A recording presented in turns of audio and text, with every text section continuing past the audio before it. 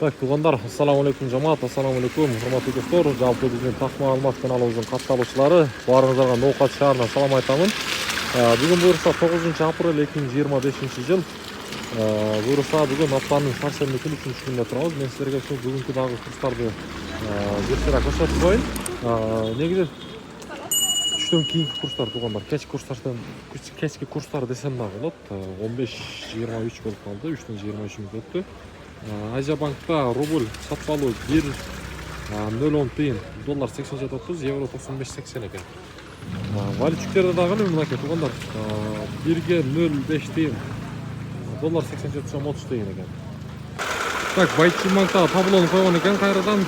Сатпалуу доллар 87.30, евро 95.50, рубль болсо 1.010 тыйын бул жакта дагысы.